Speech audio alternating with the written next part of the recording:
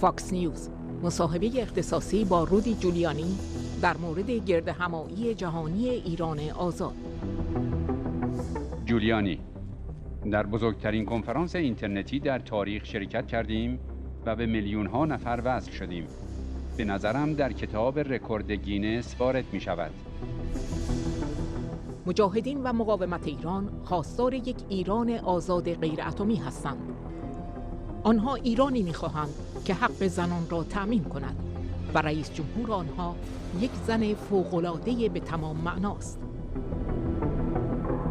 تروریست‌های رژیم ایران او را 2 بار در کنار خود من مورد حمله ترور قرار دادند.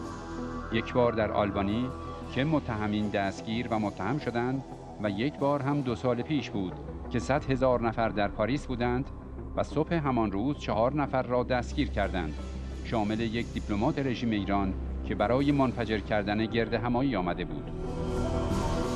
در گردهمایی ایران آزاد ما به تمامی شهرهای ایران وصل شدیم و پیاممان را به ایران ارسال کردیم. The era of appeasement is over.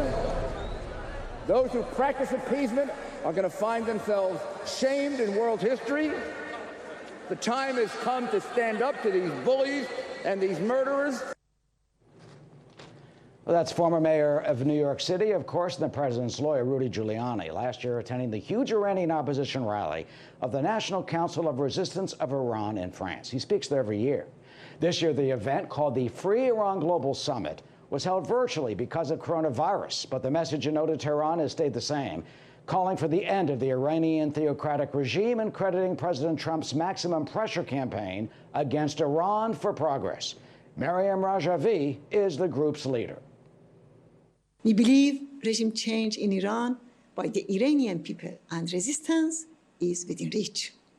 We expect the international community to adopt a firm policy vis-à-vis the regime in Iran to recognize the right of the Iranian people to resist against the ruling tyranny and to stand with them in their struggle for freedom. Well, former Mayor Rudi Giuliani joins us now. Mr. Mayor, good to see you. You've supported the group for years. Of course, you too. You've supported the group for years. You've spoken many times. What did you tell them this year about Iran? Well, you know, I told them this year that we're getting closer, and we're getting closer for reasons that almost be a surprise to people in America, because the mainstream media really does the work of Iran.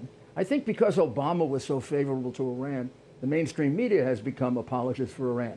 But the simple fact is, for the last 2.5 years, there's been a protest every 2 days in Iran. They've killed, in the first year of it, they killed 1,500 people. Now it's harder to get statistics, but I know last week they killed 13 people in protests. Every city in Iran has had a protest.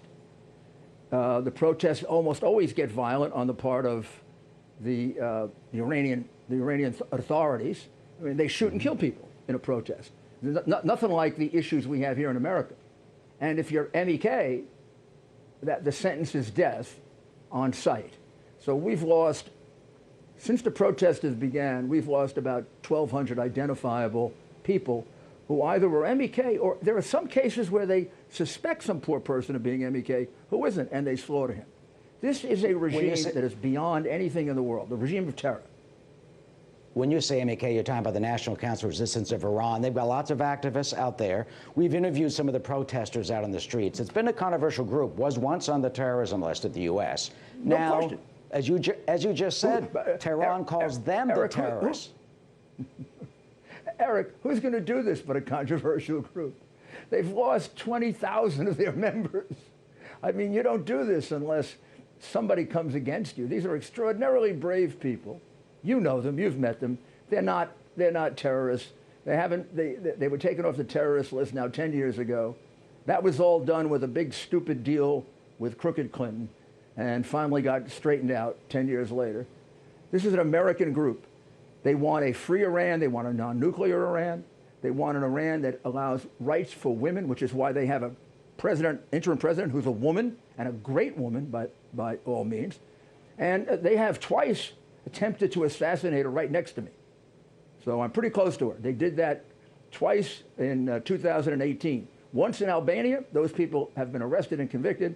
And then once, you remember, 2 years ago, we had 100,000 people in Paris, and the morning of the rally, they arrested 4 people, including an Iranian diplomat, coming there to blow up our rally. So this is a very dangerous group. And we got the message out yesterday with the largest virtual Zoom conference ever. I think we're in the Guinness Book of Records. We reach millions of people. And the thing that we do that people don't realize, we go into Iran. They have terrific equipment. These are brilliant people. We go into Iran, every city, and we broadcast in Iran. And I get letters from Iran. Let me interrupt you. You mentioned the woman. Her name is Mehran Rajavi. You're right. There was this assassination attempt, a bombing attempt, at the event that you were at last March. Here is Mrs. Rajavi talking about her group's aims. The Iranian resistance has also emphasized the need to restore the 6 UN Security Council resolutions against the regime.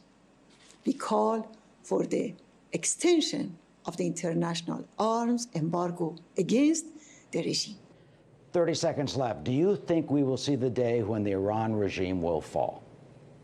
Just like we saw the day in Poland and the Soviet Union and the Berlin Wall fall, and we woke up the next morning and said, how did this happen? I can feel it. I know how tenuous that hold is, and I know how strong and determined these people are, and how well-funded they are. This is not a group to be taken lightly, and America should give it more support.